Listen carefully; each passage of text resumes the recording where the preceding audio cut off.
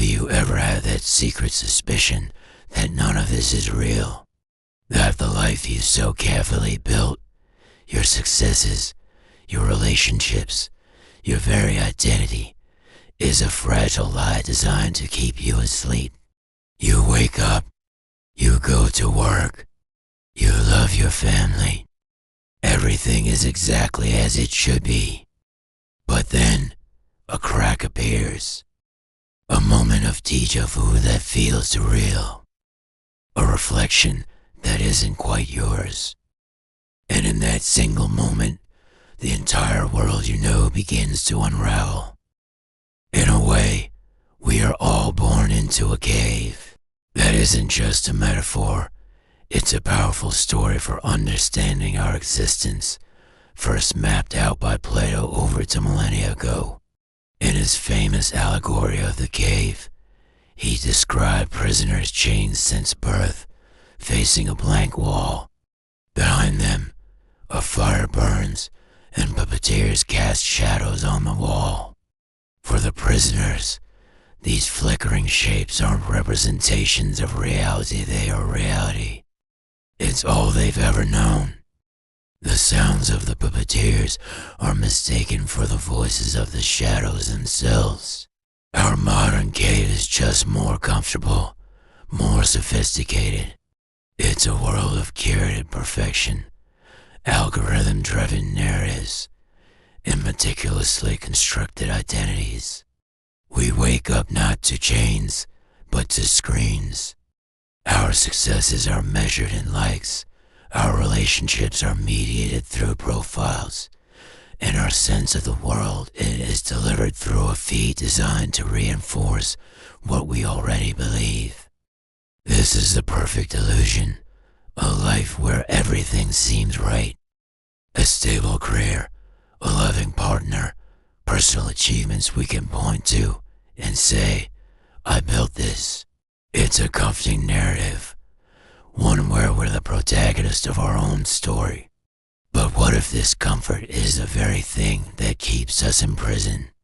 What if the feeling that everything is fine is just a shadow play on the wall, designed to keep us from turning our heads to see the fire in the bars of our own cage? The unease often starts subtly. It's a feeling of profound loneliness in a crowded room.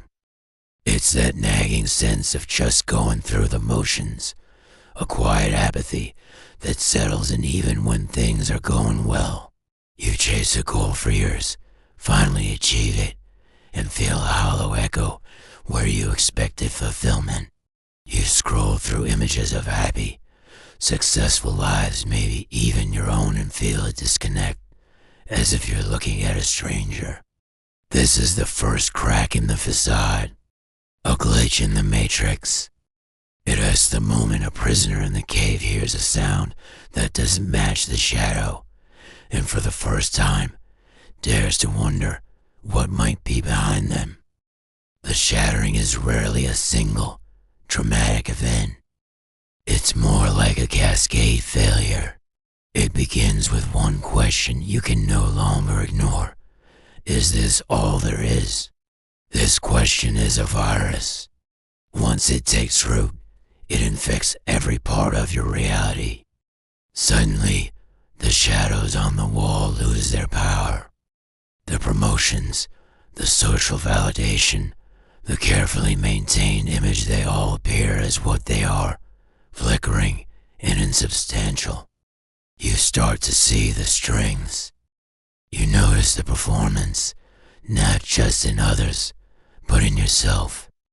You see how your opinions aren't always your own, but echoes from the media you consume. You see how your desires weren't born from within, but planted by a culture of hyperconsumption. This is a moment of terrifying clarity. The French philosopher Jean Baudrillard called this state hyperreality, a condition where distinguishing reality from a simulation of reality becomes impossible. The danger is that the simulation becomes preferable. Your social media profile can stop being a representation of your life and become your life.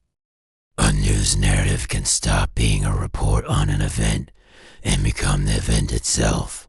We risk getting so immersed in these simulations that we lose the ability to tell them apart from the genuine article.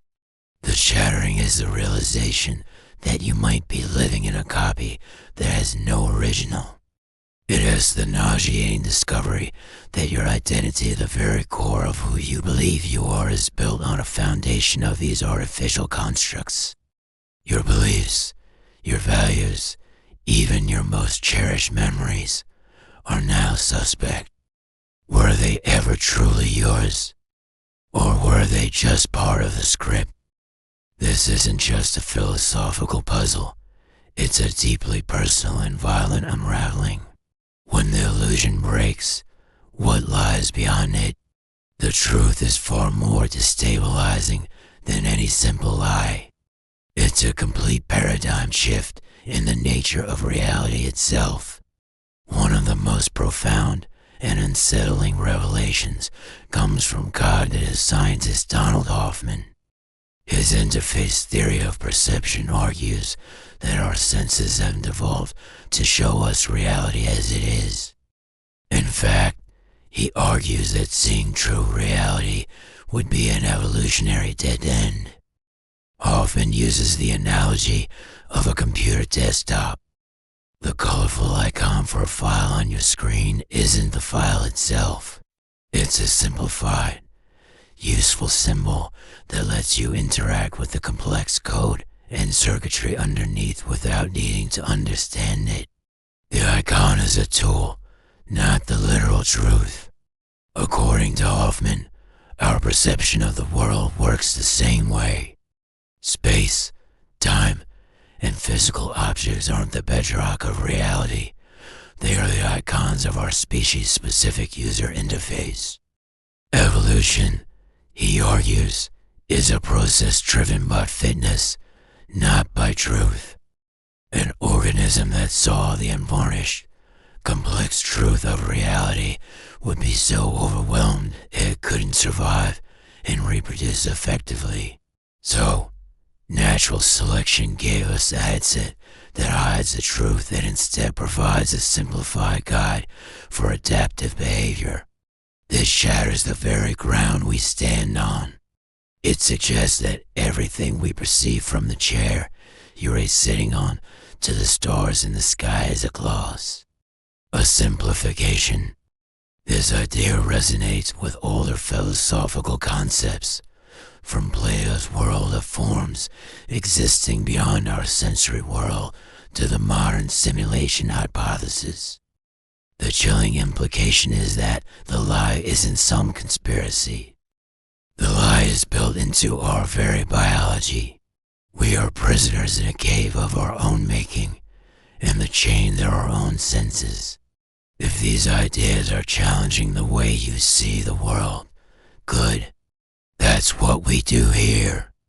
If you find value in this journey down the rabbit hole, consider subscribing and clicking the bell icon so you don't miss what's next. We'd also love to hear your thoughts in the comments. Have you ever felt a crack in your own reality? Here is the deadly risk of living in the perfect illusion. It is not the lie itself, but the moment it breaks. The human psyche may not be built to withstand the collapse of its own foundation. When the narrative that gives your life meaning is exposed as an elaborate fiction, the result can be an existential crisis of catastrophic proportions. This is more than just sadness or confusion. It can be a state of profound disorientation and meaninglessness. The goals that once drove you can feel pointless. The relationships you built on a shared illusion might crumble under the weight of this new, terrifying truth. This is the deadly risk, the confrontation with the void. When your identity dissolves, what is left? You might feel a complete loss of agency, a kind of motivational paralysis. If everything is an illusion, a simulation, or a biological interface, do any of your choices matter?